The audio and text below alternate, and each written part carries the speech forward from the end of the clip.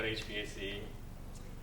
I thought I'd have some notes to look after, but we're at Tier 2 indoor grow in Portland, Oregon. Started this journey 2015. City of Portland is slow, blah, blah, blah. Blazer game's teeing off in like 10 minutes, so I'm going to try to get through this pretty quick. It's competition. Next slide, please. So, us in the city of Portland, anybody who has built anything in the city of Portland could probably appreciate the diagram there on the left. Yeah, our last mechanical permit took 9 months. Well, that was quick, by the way. During this process, we had a lot of time to consider our options and look at capital costs and our long-term future.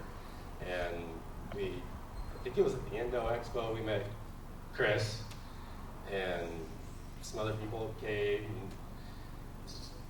and got sold on, somebody wanted to put 60 mini splits in our room. We knew that wasn't the right option. We looked at Desert Air, because they do a lot of work in pool rooms and dehumidification and larger scale HVAC, like we knew the direction we're heading. To back up, we have 268 flower lights in one room. I know everybody says you need to have separate rooms, but really what's the limit? Like, that's not how Big Ag works. So we decided to push that boundary, and along with that came a whole nother level of HVAC. So Chris convinced us to use energy recovery wheels, which replaces an economizer and transfers that energy without transferring the air, essentially, which we don't want outside air in a grow room. That just causes, I'm sure most of you know, lots of problems. So Chris put together a team and convinced us to do this. Brad Galburn, Johnson Barrow was the equipment provider. Kate Osborne, I don't know where, right here, he's the programmer of the controls. Automated Logic is the software we use for that. Our mechanical contractor, Jason Ellis, and our general contractor provided the framing and everything we needed to go with these big, massive rooftop units that are the size of the Volkswagen bus. I can't stress enough how important and how critical this is to have the right team put together to do HVA and HVAC on this scale where it hasn't been done, and those fluctuations in your relative humidity and temperature can cause tens of thousands, if not hundreds of thousands of dollars in damage overnight. So thank you, Chris and Kate and Brad, for being along this journey with us. Next slide.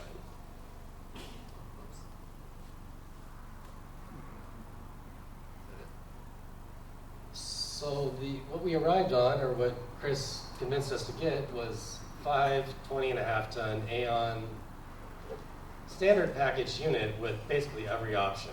And Chris is going to come up later and he can answer details and all the specifics, but it's like a Cadillac, I would say, in the HVAC world.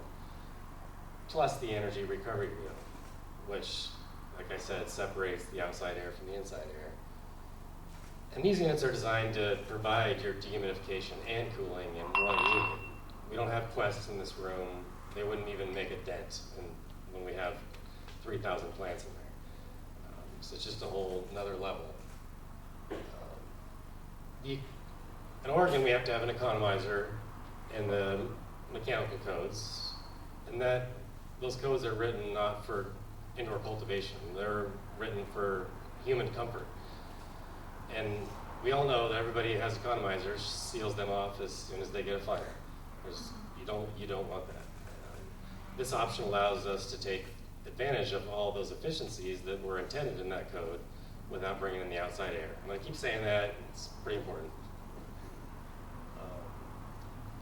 And we're in week 7, honestly, of having these systems deployed, and we've been tweaking, and we're really close. But a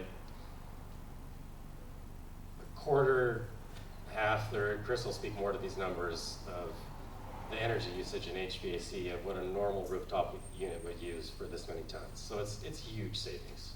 It's working really well. Next slide, please. The grow space is about 95 by 60 feet. So here's a picture of the controls that we see I can access on my phone from anywhere. We have a laptop just at the shop for these.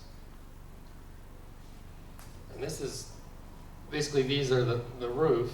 This is a representation of the unit. And we're bringing our air in, filtering. This is the energy wheel, the big deal we're talking about. It spins. Outside air goes through that. And for simplification, it's a desiccant wheel. It absorbs moisture. It's an energy transfer. While that spins, the inside air goes across it, leaves its humidity, heat, spins below the fresh air outside when conditions are favorable, takes away that humidity and heat. Then it goes through, hits the compressors, which also have and it's not just a normal air conditioning compressor, it has gas reheat to act as a dehumidifier. So again, Chris will get the details on that. And then natural gas we had to have as an option, because we sized this for Wy'East. When we decided in this whole long process with the city of Portland to go to LEDs, we saved 100,000 watts of power in that room. And watts are watts, no matter where they come from, an LED or an HID. A watt is a watt. So we essentially turned these into massive dehumidifiers at night when the lights are off. The compressors are running, the energy wheel is running if necessary, and then we reheat the air. That's about it for that one. Next one. Derek, get another beer.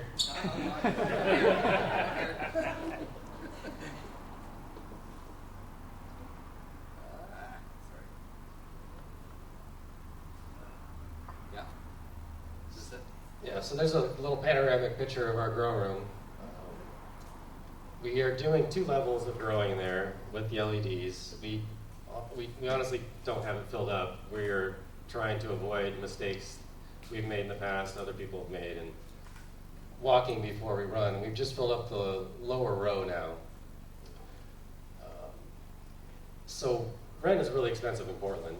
Vertical stacking is really, we had 26-foot ceilings in the building we rented, so it only made sense to go up. We did 2 levels, 268 fluence rooms, or lights in this room. Our veg room is 39 fluence LEDs of 625 watt. Our mall room we do not have LEDs yet. We use 315 watt LDCs, got 26 of those. It's been a pain in the ass being in Portland, really a long slog. But long term, I'm really happy we're here.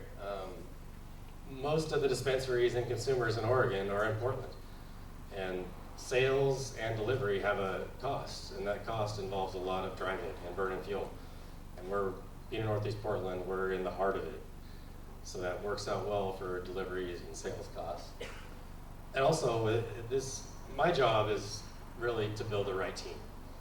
And to attract the right talent, being in Portland has tremendously helped being able to get the right people to work for me. My production manager was in Hood River. He loved what he was doing there, but he is from Colorado. He did not like Hood River. There's 5 places to eat. You get sick of them eventually. So, and we did extraction and growing in the same building. Never do that in Portland. That's been the biggest nightmare. Is Portland has changed the rules of extraction as we've gone. We've had to re-engineer that. And quite a nightmare. Is your 268 fixtures just for that first populated level, or is that? No, that's for both. Okay. We have 134 populated right now. So you also have a processor's license in? Yes. Doing extraction? Yep, been paying for that for almost 3 years now, and not been able to use it. It's great. Oh yeah, right. I guess next slide, please. How do you feel about the city of Portland? I love it. I love the building department. So bottom line, we have, besides super efficient HVAC, once we've gotten it dialed in, we have, when lights go off, it's flat. It's under control. There's no spike, there's no freak out. And that's the biggest problem I've seen in any grow I've toured or been a part of is we haven't understood this relative humidity, absolute humidity, temperature. We all turn the lights off of these HIDs, the temperature drops like a rock, RH spikes, and that you get PM, obviously.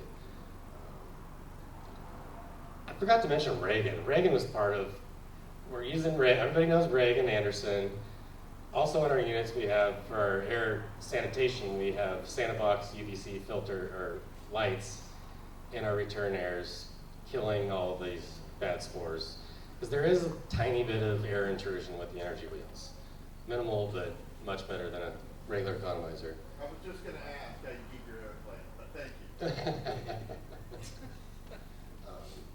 And we don't have quests all over producing heat. We don't have the cost, we don't have the usage of power, the availability power, which is a problem in this industry waiting for upgrades. So we don't have quests all over the room training and producing heat. And bottom line, we received $250,000 from the Energy Trust of Oregon pretty soon. And I guess we'll get to questions, but go Blazers. Yay! What percentage of your cost was that? The capital cost build out, No, your rebates, what percentage of the lighting cost did that cover? that is, lighting cost was almost 50%. HVAC is closer to 30%. And that encompasses lighting, HVAC, and insulation. How much was that 100-ton system? Over $500,000. And I can't stress enough, the controls were a large part of that cost. Not large, but for software and programming, that's the crucial part. This cannot be done without the controls. There's so many variables that are going on constantly that you can't just go turn dials and set a humidistat and a thermostat and expect any of these kind of results. You have to have the controls. Do you have an expectation for the kind of reduction you put out of that facility and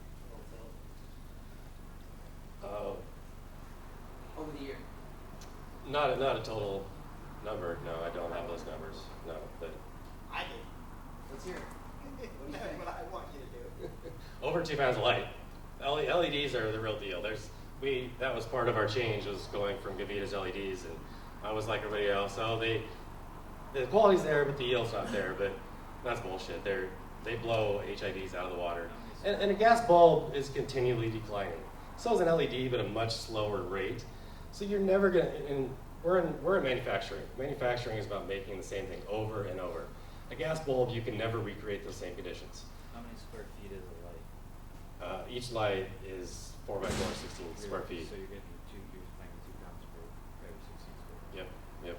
So as one last clarification comment, when we were talking about HPS and HID, Same thing. is everybody moved to DEs? Is that an assumption that we're talking about when you were making? Oh yeah, I haven't seen a single in Everybody any is- commercial grow of any size for a long time. I mean, maybe in Moms you'll definitely still see the Econo wings, and I had about 600 of them for sale, if you know what I mean. I've got a bunch of Gavitas for sale also. They're good for anchors, man. Boat anchors, Do you for want to sure. grab Chris real quick and let him talk about the All right, system? Chris is going to talk about, he was one of the key members of putting this all together, and he has the specifics. He's an engineer, way beyond my pay grade of understanding this. So welcome, Chris Smith.